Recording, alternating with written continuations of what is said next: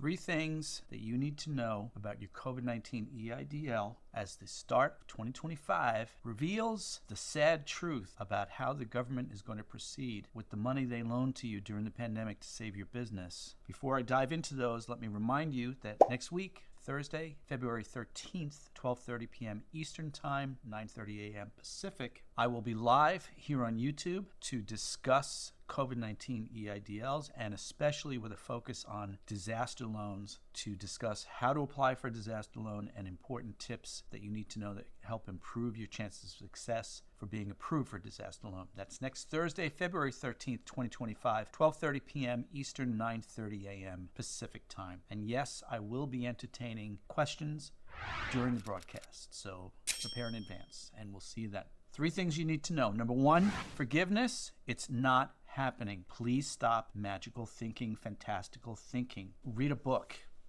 Watch a science fiction movie, because that's magical thinking along the lines of forgiveness. I have been saying forever and a day that forgiveness was never going to happen for these loans. That these COVID-19 EIDLs will never be forgiven. What we believe you can expect with the incoming administration with regards to forgiveness, it's not going to happen. My opinion is no, these loans will never be forgiven. And today we have proof, because Senator Ernst has introduced legislation to step up collections enforcements for the COVID-19 EIDL program. She's following that bizarro Inspector General report from the summer of 2023, where the Inspector General for SBA claimed that half of all COVID loans were fraudulent. A number which, to this day, in my opinion, is an absurd number. There are not that many loans that were fraudulent. This is classic government misunderstanding of how the constituents, you, small business owners, operate out here in the world. And the fact that a lot of business owners never applied for credit before, and a lot of business owners, I'm going to say it out loud. A lot of you all don't even know basics about annual reports. What's the difference between an LLC and an S-Corp? Partnerships, ownerships, corporations, tax returns, you name it. But the SBA, in the application process for the COVID loans, treated you all like you all had master's degree in business administration from a major university. And that, in our opinion, is the problem with the Inspector General's report, including, as I've said previously, an element of his report. He said that the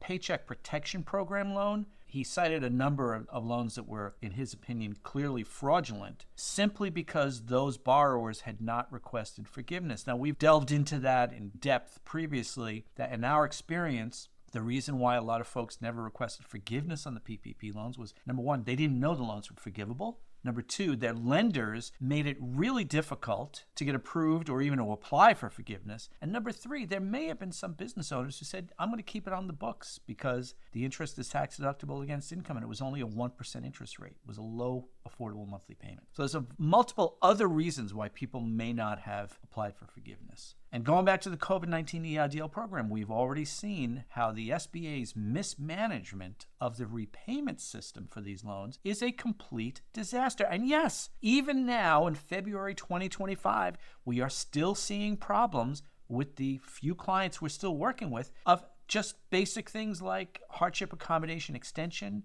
or trying to get approved for a disaster loan when they had a COVID loan in the past. There's all kinds of nonsense going on behind the scenes at SBA that you've seen my other videos, where I start out by saying, SBA, you've got to do better. And at the end of 2023 into early 2024, the SBA sent nearly 1 million loans out of their 4 million loan portfolio to collections because those loans were deemed non-collectible due to non-payment default. And yet, here on YouTube and in our consulting practice, when we spoke to business owner after business owner after business owner, as folks reached out to us for help, many of whom were desperate and anxious, several of whom were sobbing in tears on the phone with me. One woman said, are they going to take my house? Where am I going to live with my kids? One business owner in California, the first client that hired us for this problem, he was terrified that he wouldn't be able to pay his 13 employees because the government was going to seize his business operating account. This is the kind of havoc that the SBA's mismanagement of the repayment program wreaked out here into the small business community. And again, the more folks we spoke to, the more we discovered, anecdotally, of course, not statistically, because I don't have access to that full data set, but at least in the over 300 people that reached out to us, time and again, what I heard was, Trevor, I put my loan on auto pay. I didn't even know they weren't taking the payment out. Or our famous client, who was recently quoted in an NBC Universal article, Freddie, who has been trying to repay the loan in full since 2021. Yeah, he authorized repayment in September of 2021. The SBA never took the money out of the account. He tried to do this twice. This is the kind of mismanagement we're talking about. And here we are with Senator Ernst, who, as you know from our previous videos, I have said before, this woman is out to get you. She has been sending the nastiest communications to the Small Business Administration since late 2023. Letters to the SBA administrator demanding that the SBA do a better job in collecting the debts. There was never any conversation with the SBA about what can we do here in the United States Congress, in the United States Senate, to help the SBA improve their repayment systems. There was no conversation about that. The only conversation was collect, collect, collect, which led to small business owners terrified. They would lose their homes, lose their businesses, lose their livelihoods, people having to file bankruptcy, people getting emails and phone calls from private collection agencies, people who had been making payments. And it's still happening. We just had a client who requested an extension on the first 6-month hardship accommodation program, and we submitted the paperwork. The client went away on holiday and missed an email. He was only away for 1 week. He got the email. The first Monday he returned. He found the email and a follow-up email the same day from the SBA rep who was working on his extension file. And she said, you must respond immediately. And there was a change that had to be made to the form that we submitted, and he had to reply, agreed. Well, he replied, agreed, and it took us a few hours to get the form corrected, which we submitted the next day. Well, she declined his request because he didn't respond quickly enough. 9 calendar days. This is how much time the SBA gave this business owner to respond to an extension. Now he has to make full payments in excess of $5,000 a month to bring the loan into a current status and then request an extension again and hopefully get approved. This is what I mean when we tell you that the SBA's mismanagement of the repayment system is the primary cause of defaulted loans, the primary cause of loans being sent to collections. And yet, there are folks in the Senate and the Congress who have just turned a blind eye and shut their ears to their own constituents. That's you. And so now Senator Ernst has introduced this legislation, which, if it passes, and it probably will, they're really going to come after, at the slightest mistake on your repayment, they're coming after your loan. And if you have a personal guarantee because your loan is $200,000 or greater, we don't know what kind of enforcement they're going to step up to, but this is the federal government, which has a long memory. And if you've ever had an experience with the IRS, the federal government has resources to collect, as these senators and congresspeople want every penny of these loans. So you should be afraid. You should be very afraid. And if your loan was returned from collections at U.S. Treasury last year through the Hardship Accommodation Program, I've been saying this for months also. Don't rest on your laurels and think that you're in the clear. Because in my experience as a lender, I believe, in my opinion, your file has been flagged as default. And what the SBA told the Congress last year was they were taking over management of the offset program. The offset program is when you owe money to the government because you defaulted, and the Treasury either tries to collect it directly from Treasury or through a private collections agency. So what the SBA told Congress last year was they were taking over the offset program. They didn't say they were restoring these loans to full status, even though your MySBA portal says current dispersed or hardship accommodation. Don't accept that as a proof positive that your loan is not considered internally to still be in default, because the reason you wound up in collections in the first place is because you had a missed payment or several. And whatever the problem was that caused that, and again, in our opinion, that's due to the SBA's mismanagement of the repayment system, whatever that problem was that caused that missed payments that led you into collections, that mark is on your file. It wasn't erased, in our opinion. And yes, I've called the SBA, which, our longstanding advice is never call the SBA. You ask the SBA one question, you ask 7 SBA reps one question, you get 15 different answers. And I've spoken to SBA reps and all assured me, no, these loans are current dispersed. Yeah, because they're reading that on the portal. But internally, what is the SBA doing in terms of the default status? Because what the SBA said in that communication to Congress, that they were taking over the program, taking over the offset for 2 years. What's going to happen after that 2 years? And now this new legislation is coming down the pike, backed up by politicians who don't believe your stories of you're attempting to make payments like our client Freddie, or attempting to just set up a payment profile like our client Robert. Both of these clients were featured in the NBC Universal article. You'll find the link for that in the description. Read their stories, because if that was not you before, it could be you at any time. This can happen to you at any time. This is a 30-year loan. This is where you are today in February 2025 with the COVID EIDL program. First thing, there's no forgiveness. Second thing, you have to be better than the SBA.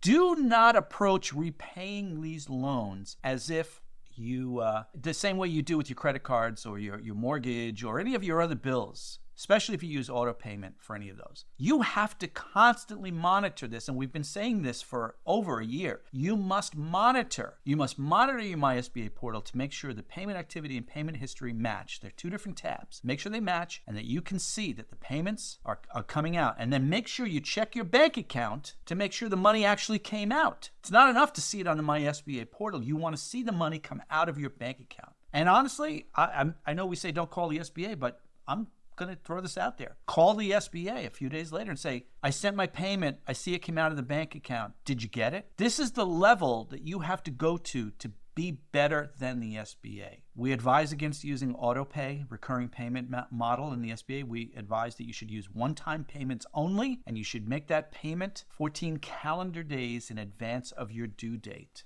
So there is no issue. We have seen clients that had it on auto pay who later found themselves in collections. And what we discovered in our research working with those clients is that the day that the SBA was supposed to dip into their account to take the money out through the ACH transfer, either there was no request from the SBA, as with our client Freddie, or the client's account balance may have dipped below a certain level and there wasn't enough money in the account to service that payment on that date. Unlike with your credit card payments or your rent or your mortgage or your car payment, if that happens, your creditor does two things. Number one, the next day they try to come back in and withdraw the money. And the second thing is they call you, they text you, they email you, they send you letters. Hey, what happened?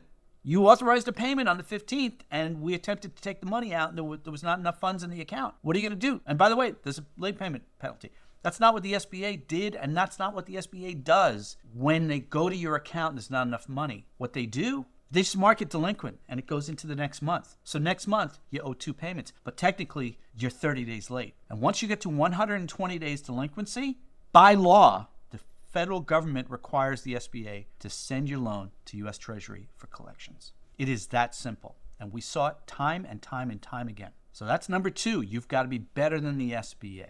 Number 3, you must avoid all other forms of default. We were contacted this week by a business owner who presented a fact pattern in the email and he wanted to hire us. We are not accepting consulting clients. We stopped accepting consulting clients last October. We don't offer 1-hour phone calls anymore. We have our guidebooks. We have our EIDL resource hub. Gives you all of the information you need for every interaction with the SBA and the best advice on how to manage your COVID-19 EIDL, including here for number 3, how to avoid any other type of default. So this business owner reached out to us and in the fact pattern indicated that his partner had spent the money. In the same sentence, he said that the money was originally earmarked for him to buy out the business partner, which is an illegal use of the COVID-19 EIDL funds. You're not allowed to do that with those funds. And when I hear somebody write, and when I read somebody writing an email, it says,